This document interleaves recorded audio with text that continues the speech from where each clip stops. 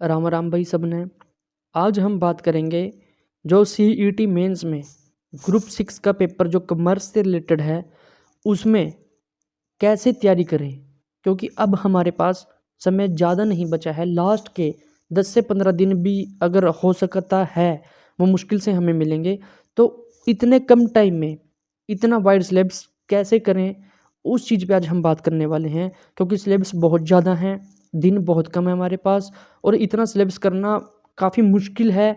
बिना किसी coaching centre के सेल्फ स्टडी से इतना सिलेबस नहीं हो सकता, क्योंकि बीकॉम में और एमकॉम में ये जो सिलेबस है वो काफ़ी हद तक हमने कर लिया था, लेकिन न्यूमेरिकल्स पे किसी बच्चे की पकड़ नहीं होती। तो उस हिसाब से हमें इसे देखते हुए एडजस्ट करना है। आज हम उसी पॉइंट पर बात करेंगे कि कौन सा सब्जेक्ट इंपॉर्टेंट रहेगा और कौन सा नहीं। तो सबसे पहले अगर हम बात करते हैं, जो इन्होंने 20% वेटेज बताई है, इसमें कुल मिला के इन्होंने जीएस इंक्लूड कर दिया है। इसमें जीएस के reasoning, mathematics, history, science, history of the Haryana और करंट अफेयर्स, मतलब कहने का 20% वेटेज में सारी जीएस इंक्लूड कर दी है। हमें इस पर ज़्यादा फोकस नहीं करना है। इसमें जैसा कि पिछले टेक्निकल पेपरों में हुआ है, 4 नंबर का मैथ और 4 नंबर की रीजनिंग और 2-4 करंट अफेयर और 5-6 नंबर की हरियाणा जीकेआई है। एज यूजुअल वो हम कर लेंगे, इस पर ज़्यादा फोकस नहीं करेंगे। और जो 10% इन्होंने ये वेटेज बताई है कंप्यूटर की, आपको इस पर फोकस कर लेना है। कंप्यूटर इसमें सारा बेसिक बताया हुआ है 10 नंबर वाला, जिसमें कि कंप्यूटर के fundamentals, Excel, PowerPoint, Word और कम्युनिकेशन, ईमेल्स वगैरह, ये बिल्कुल बेसिक कंप्यूटर इन्होंने मेंशन कर रखा है।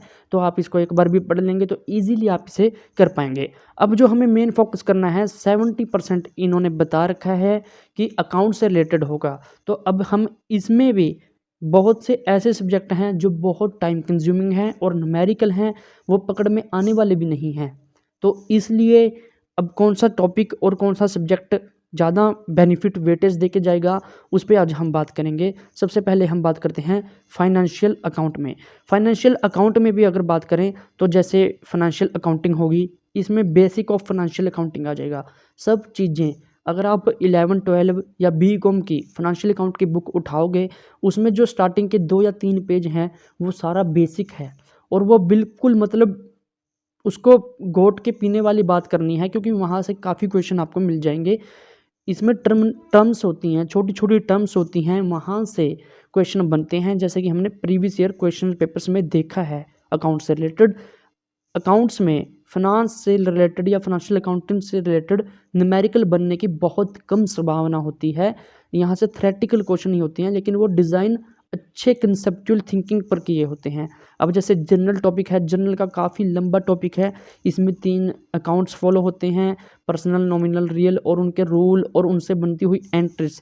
इसमें आपको एंट्रीज भी दे सकते हैं, वो भी आपको करनी आनी चाहिए। तो आप इस चीज़ पे भी थोड़ा फोकस कर सकते हो। कैपिटल एंड रेवेन्यू भी आपको पता करना है, जैसे कैपिटल किस नेचर की वस्तु कैपिटल होती है और किस नेचर की आपकी जो वस्तु है वो रेवेन्यू नेचर की होती है। फाइनल अकाउंट में आपके ट्रायल बैलेंस, बैलेंस शीट और प्रॉफिट एंड लॉस अकाउंट, ये जो आ जाएगा। यहाँ से भी न्यूमेरिकल क्वेश्चन नहीं बनेगा, बिल्कुल थ्योरेटिकल नॉलेज आपको क्लियर होनी चाहिए, वहाँ से आपका क्वेश्चन बन सकता है। आगे ये जो consignment account, hire purchase account, instalment purchase account, ये जो है ये सारा न्यूमेरिकल है। और ये 11th और 12th में भी कवर नहीं होते हैं टॉपिक, बीकॉम के टॉपिक हैं। तो आप इसे अवॉइड भी कर सकते हैं, यहाँ से क्वेश्चन बनने के कम चांसेस हैं। आगे आ गया हमारा पार्टनरशिप अकाउंट। सर जो ये पार्टनरशिप अकाउंट है बहुत ज़्यादा इंपॉर्टेंट है, क्योंकि हमारे पूरे सिलेबस में ये पार्टनरशिप अकाउंट या टॉपिक इसका काफ़ी जगह पे मेंशन है। जैसा कि जो हमारे एक्ट दे रखे हैं, जैसे LLP एक्ट और पार्टनरशिप एक्ट 1932, ऐसे ये कई जगह पर मेंशन है पार्टनरशिप। और यहाँ से न्यूमेरिकल क्वेश्चन कम, थ्योरेटिकल क्वेश्चन बनने की ज़्यादा संभावना होती है।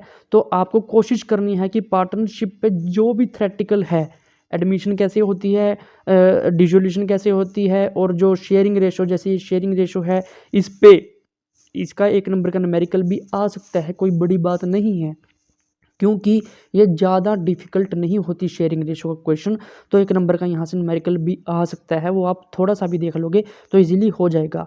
आगे रिकन्स्टिट्यूशन ऑफ पार्टनरशिप और मोड्स ऑफ अकाउंटिंग ट्रीटमेंट, मतलब कि ये जो पार्टनरशिप का टॉपिक है, ये आपके लिए मेंशन है, इसलिए आपको फोकस करने की ज़रूरत है। आगे बात करते हैं हम माइक्रो इकोनॉमिक्स की।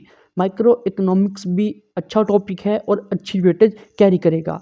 तो आपको माइक्रो इकोनॉमिक्स का मीनिंग क्या होता है, और आगे अगर ये आप जो बिल्कुल बेसिक, यहाँ तक तो बिल्कुल बेसिक है कि 2-3 लेसन जो स्टार्टिंग के होते हैं वहाँ से इनका मीनिंग, नेचर, ऑब्जेक्टिव्स, फीचर्स वगैरह कवर हो जाते हैं। आगे थ्योरी ऑफ डिमांड बहुत ईजी सब्जेक्ट है और बहुत ईजी टॉपिक है थ्योरी ऑफ डिमांड, इसमें लॉ ऑफ डिमांड आ जाएगा। ऐसे ही इलास्टिसिटी ऑफ डिमांड, ये भी ईजी है, आपको ये भी करके जाना है। प्रोडक्शन फंक्शन थोड़ा सा टफ है, अगर आप कर सकते हो, जैसे प्रोडक्शन फंक्शन हो गया, थ्योरी ऑफ कॉस्ट हो गई और इक्विलिब्रियम फॉर्म, ये आपको करके जाना है। इनसे क्वेश्चन बनने की संभावना है, यहाँ से आप करके जाओगे तो थोड़ा अच्छा होगा। और आगे जो ये 3 टॉपिक हैं, परफेक्ट कंपटीशन और price determination under monopolistic competition, यहाँ से क्वेश्चन बनने की संभावना है, आपको ये भी करके जाना चाहिए। इक्विलिब्रियम फॉर्म कैसे बनता है परफेक्ट कंपटीशन में, और प्राइस डिटर्मिनेशन कैसे होता है मोनोपोलिस्टिक कंपटीशन में, ये आपको आई थिंक 12th की बुक में भी मिल जाएगा और बीकॉम की बुक में भी मिल जाएगा। आगे हम बात करते हैं मैक्रो की। ये काफ़ी थोड़ा सा लेंथी सब्जेक्ट हो जाएगा। थ्रेटिकल बेस पे भी अगर हम देखें, इसमें कुछ जो कंसेप्ट है वो आप कर सकते हो, मतलब जैसे इसमें हो गया सर्कुलेशन, फ्लो ऑफ इनकम, आप कर सकते हो। मैक्रो का जो मीनिंग है वो तो आपको पता ही होना चाहिए। नेशनल इनकम का कंसेप्ट एंड मेजरमेंट कैसे मापी जाती है, क्या क्या इसके जो इंग्रेडिएंट्स होते हैं वो इनके बारे में नॉलेज होनी चाहिए। फ्लो ऑफ सर्कुलेशन इनकम का वो कैसे होना चाहिए, और इसमें इन्वेस्टमेंट फंक्शन अच्छा टॉपिक है। मल्टीप्लायर कैसे चलता है, क्या कैसे काम करता है, वो अच्छा टॉपिक है।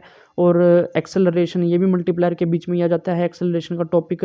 और आगे हम बात करें केंसन्स थ्योरी ऑफ इनकम, इनके ऊपर भी थोड़ा अगर आप ध्यान दोगे तो अच्छा हो जाएगा। काफ़ी डीप में जाने की इसमें ज़रूरत बेशक नहीं है केंसन्स थ्योरी में। आगे जो इसमें टॉपिक है वो जैसे इन्फ्लेशन का टॉपिक भी इंपॉर्टेंस रखता है।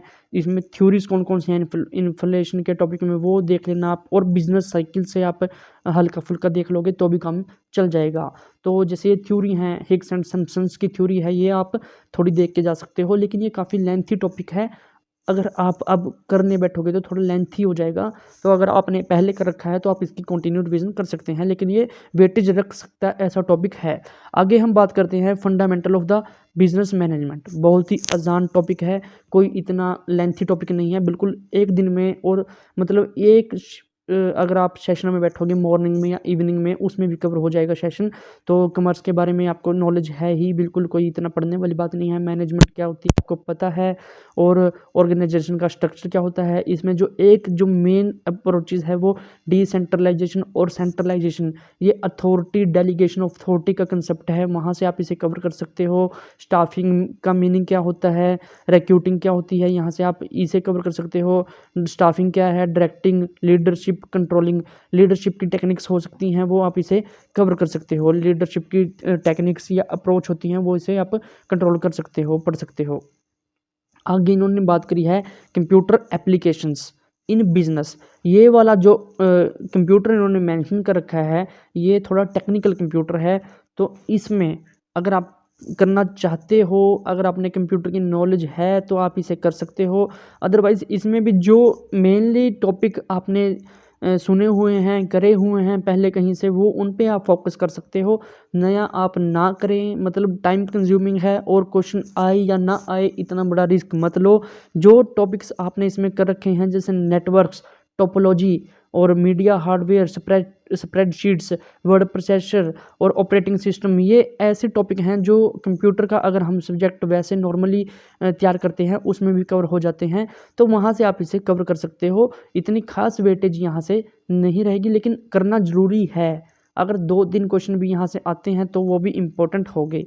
अगर मैं अब बात करता हूँ बिजनेस मैथमेटिक्स की, ये टोटली मैथ का कंसेप्ट है, ये टोटली मैथ से रिलेटेड है, मतलब कि काउंटिंग और जो मतलब कैलकुलेशन से रिलेटेड ये टॉपिक हो गया, और बहुत ही कंज्यूमिंग टॉपिक है। अगर आप इसे करना चाहते हो तो कर सकते हो, लेकिन अदरवाइज़ बहुत ही टाइम कंज्यूमिंग और बहुत ही लेंथी हो जाएगा।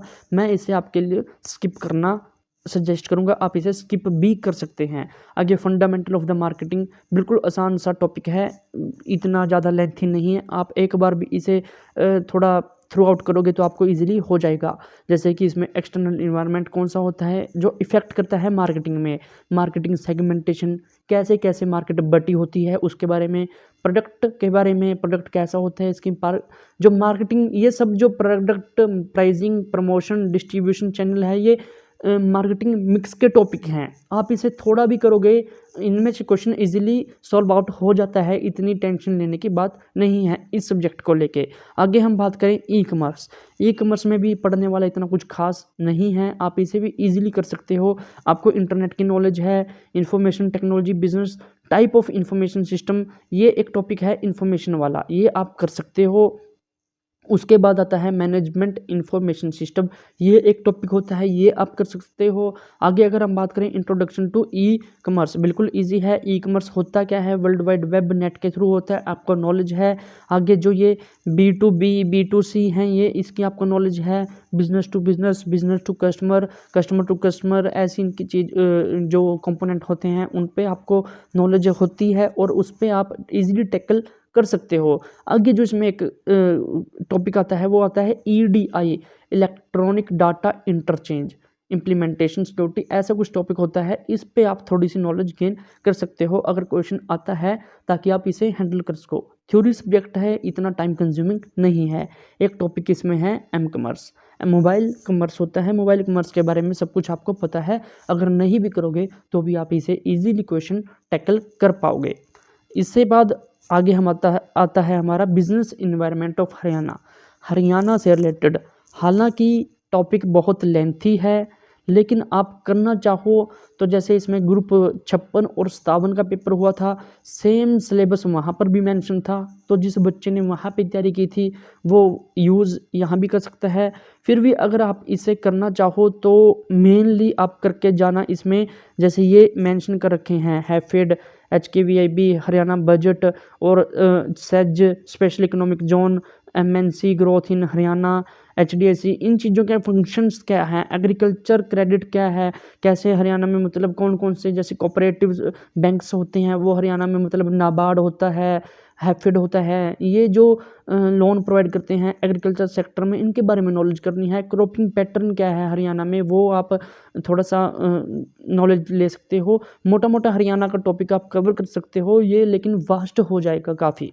उसके बाद हम बात करें, मोस्ट इम्पॉर्टेंट है हमारा कॉर्पोरेट अकाउंटिंग। यहाँ से आपको अच्छे क्वेश्चन देखने को मिलेंगे।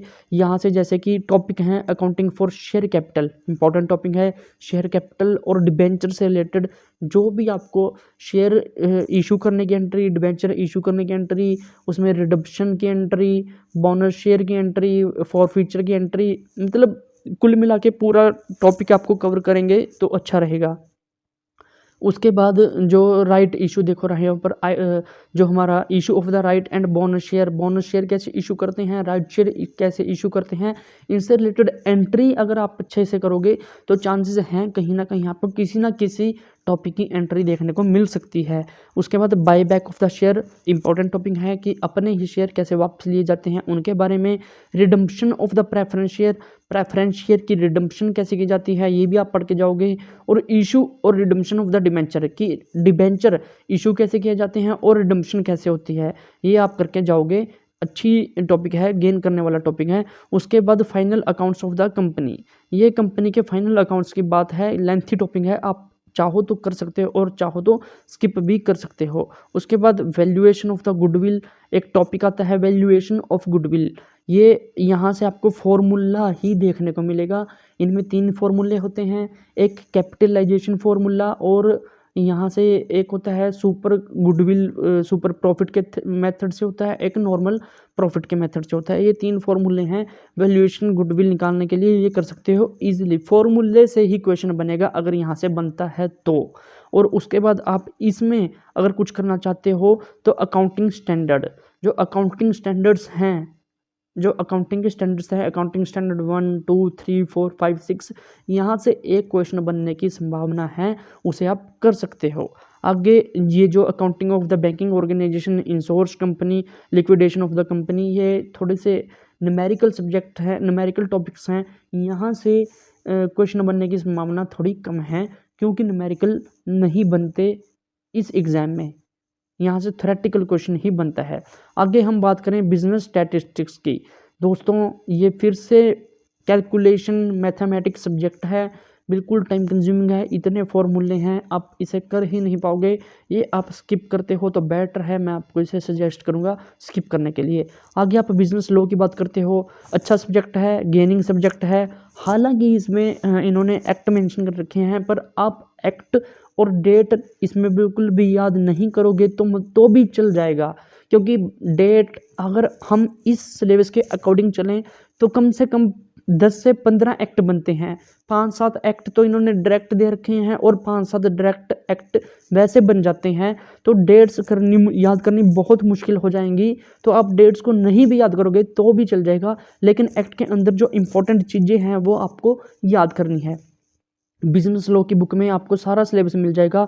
लॉ ऑफ द कॉन्ट्रैक्ट और special contract act, sale of the goods act मिल जाएगा। रेमेडी अनपेड सेलर की रेमेडी होती हैं, क्या वो एक्शन ले सकता है, वो टॉपिक है, आप इजीली कर सकते हो। बिल्कुल छोटा सा टॉपिक होगा कंज्यूमर प्रोटेक्शन एक्ट 2019। इसमें भी आपको लिमिट्स देखनी है कि डिस्ट्रिक्ट कोर्ट में, स्टेट कोर्ट में और जो नेशनल कोर्ट में कितनी लिमिट तक का बंदा अपील कर सकता है, कितनी अमाउंट वाला अपील कर सकता है। इतने के इंपॉर्टेंट यहाँ से बनने की संभावना है। उसके बाद नेगोशिएबल एक्ट, ये थोड़ा सा इंपॉर्टेंट है, आप इसे कर सकते हो। ये देखो आगे आ गया है इंडियन पार्टनरशिप एक्ट 1932। जैसे कि मैंने आपको पहले बताया था कि पार्टनरशिप का टॉपिक बहुत इंपॉर्टेंट है, तो आप इसे भी पढ़ सकते हो, इंडियन पार्टनरशिप एक्ट 1932 को। डेट्स वगैरह, सेक्शंस वगैरह याद करने की ज़रूरत नहीं है, आप अंदर का मटेरियल पढ़ोगे तो सफिशेंट है। लिमिटेड लाइबिलिटी पार्टनरशिप एक्ट 2008 और आगे ऐसे ही इंफॉर्मेशन टेक्नोलॉजी 2000 एक्ट है, और आरटीआई एक्ट, इसमें से जो इम्पोर्टेंट है आरटीआई एक्ट और कंज्यूमर प्रोटेक्शन एक्ट और इंडियन पार्टनरशिप एक्ट, ये इम्पोर्टेंट है, आप इसे कर सकते हो।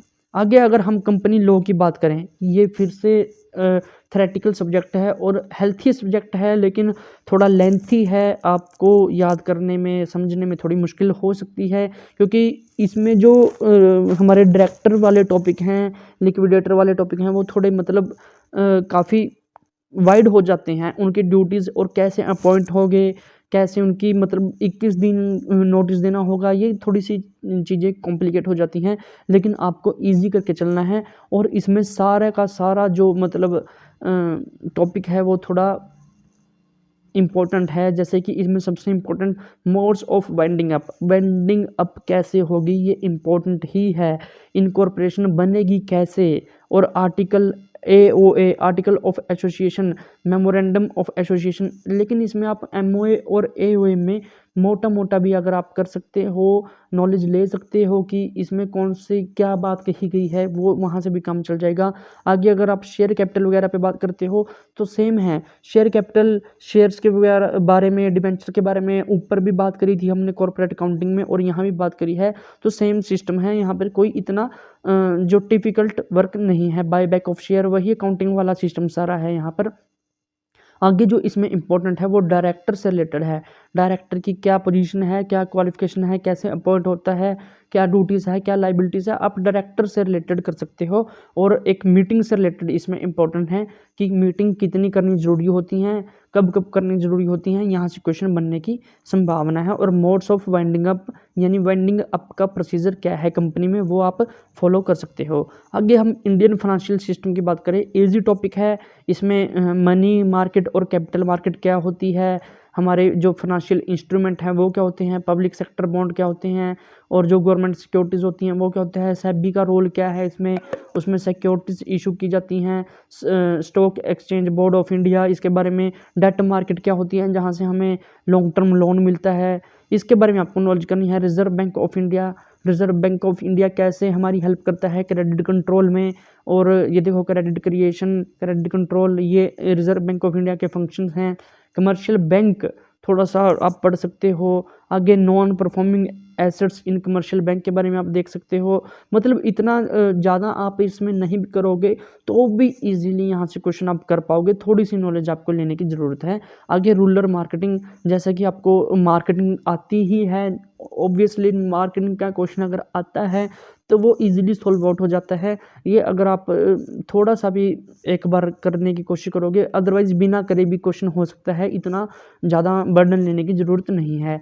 आगे computerised accounting system, actually tally की एक बुक तो आती है उसमें, पर पढ़ना बहुत मुश्किल है क्योंकि उसमें वो प्रैक्टिकल नॉलेज के लिए ज़्यादा होती है।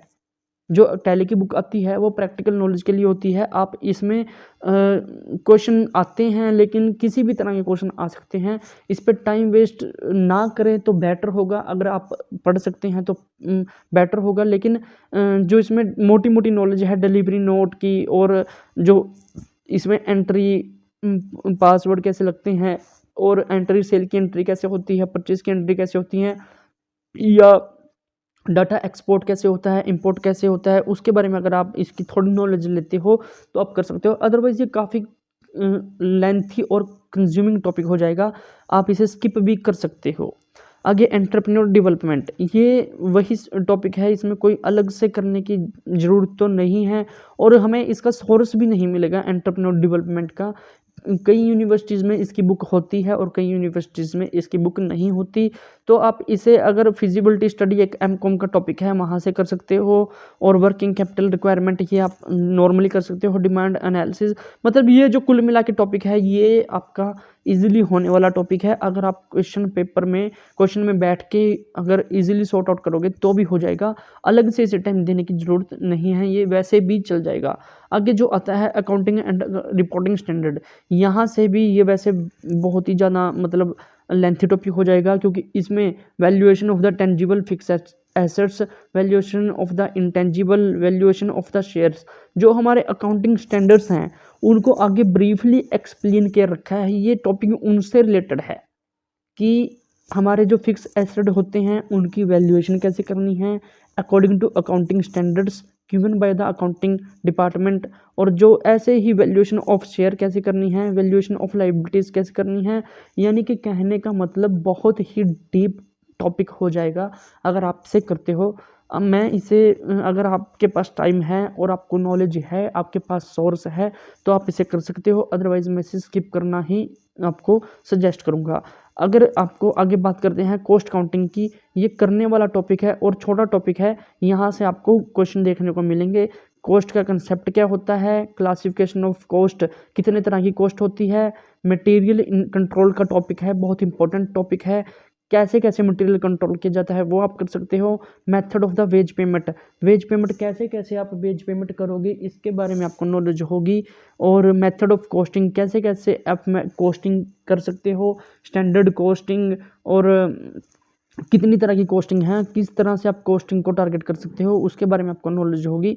तो स्टैंडर्ड कॉस्टिंग, वेरिएंस कॉस्टिंग, जो कॉस्ट ऑडिट है, कॉस्ट कंट्रोल और कॉस्ट रिडक्शन एक चैप्टर ये भी होता है, आप इसके बारे में नॉलेज ले सकते हो। इतना लेंथी टॉपिक नहीं है, आप इजीली इसे कर सकते हो। आगे बात करें एफएम की, फाइनेंशियल मैनेजमेंट की, इम्पोर्टेंट सब्जेक्ट है, और सारा ही जैसे फाइनेंशियल मैनेजमेंट का कंसेप्ट क्या हो गया, प्लानिंग एंड फोरकास्टिंग क्या होगी, source of finance important concept है, कॉस्ट ऑफ कैपिटल क्या है, कॉस्ट स्ट्रक्चर डिसीजन क्या होगा, theories of the capital structure क्या होगी, वर्किंग कैपिटल मैनेजमेंट क्या होगी, बजट डिसीजन क्या होगा।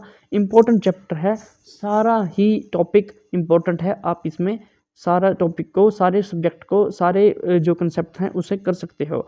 आगे बात हम करें जीएसटी की, जीएसटी का टॉपिक इंपॉर्टेंट टॉपिक है, लेकिन इसमें जो जैसे जीएसटी का मीनिंग, टैक्सेबल पर्सन कौन होता है, रजिस्ट्रेशन प्रोसेस क्या है, कौन कौन से डॉक्यूमेंट ये रजिस्ट्रेशन प्रोसेस में ही आ जाएगा, लेवी एंड कलेक्शन टैक्स, कब और कैसे जीएसटी लगता है वो आप देख सकते हो। हालांकि इसमें न्यूमेरिकल आने की संभावना है, छोटा सा न्यूमेरिकल बनता है, अगर आएगा भी तो आप इसे कर सकते हो। इसमें जो इम्पोर्टेंट है इनवॉइस, क्रेडिट और डेबिट नोट वगैरह इसमें इम्पोर्टेंट हैं। Computation of the input tax, ITC input tax credit क्या होता है उसके बारे में आप कर सकते हो, और जो जीएसटी की रिटर्न्स हैं उनके बारे में, payment of the tax including tax, जो इनकी रिटर्न्स हैं उनके बारे में थोड़ा आप कर सकते हो। आगे हम बात करते हैं इनकम टैक्स की। इनकम टैक्स में काफ़ी लेंथी टॉपिक है, इसमें मैं आपको बात बताना अगर सजेस्ट करना चाहूँगा तो आपको इनकम टैक्स का कंसेप्ट क्या होता है और बेसिस ऑफ द चार्ज, किस किस बेसिस पे इनकम टैक्स चार्ज किया जाता है। आगे हेड्स ऑफ द इनकम, ये सिर्फ आप अगर ऊपर से भी करोगे कि 5 हेड होते हैं, सैलरी का, हाउस प्रॉपर्टी का, पीजीबीपी का और कैपिटल गेन का और अदर सोर्सेज का, तो भी सफिशेंट हैं, उनके सेक्शन सफिशेंट हैं। और अगर आप इसकी डीपली जाओगे, income from the salary, house property, PGBP, capital gain, तो ये बहुत लेंथी और बहुत डीप हो जाएगा, सारा न्यूमेरिकल ही सब्जेक्ट है, ये बहुत लेंथी टॉपिक है और आउट ऑफ द मतलब अंडरस्टैंडिंग है। तो आप, मैं इसे सजेस्ट करने की कोशिश करूँगा। इसमें कुछ टॉपिक हैं जिसे आप कंसीडर कर सकते हो, जैसे कि डिडक्शन इंपॉर्टेंट है, डिडक्शन कैसे होती हैं, कैसे एलिजिबल हैं, वो आप इसमें कर सकते हो। यहाँ से क्वेश्चन बनने को मिलेगा आपको अगर आप इनकम टैक्स से क्वेश्चन आता है। उसके बाद हम करें computation of the total income tax liability, कि टैक्स लाइबिलिटी कैसे कैलकुलेट की जाती है, यहाँ से क्वेश्चन मिल सकता है। उसके बाद बात करते हैं यहाँ पर डिफरेंट टाइप्स रिटर्न, रिटर्न कितने तरह की होती है उसके बारे में आपको नॉलेज मिल सकती है। और deduction of tax at source, जिसे हम TDS भी कहेंगे, एक होता है TCS, तो आपको इनके बारे में नॉलेज लेनी है, ये भी आपको देखने को मिल सकता है, TDS और TDS। बाकी आप इसे न्यूमेरिकल क्वेश्चन स्किप कर सकते हो, जैसे कि इसमें जो मेन हेड हैं उनके अंदर का टॉपिक है वो ज़्यादा ही न्यूमेरिकल है, आप उसे स्किप कर सकते हो। ऑडिटिंग, ऑडिटिंग बिल्कुल इजी सब्जेक्ट है। ऑडिटिंग क्या होती है, टाइप ऑफ ऑडिटिंग क्या होते हैं, ऑडिटिंग प्रोसेस क्या है, मेथड क्या है, बिल्कुल इजी सब्जेक्ट्स है। इन्वेस्टिगेशन छोटा सा टॉपिक है, आप इसे कंप्लीट कर सकते हो, यहाँ से क्वेश्चन मिलेगा आपको।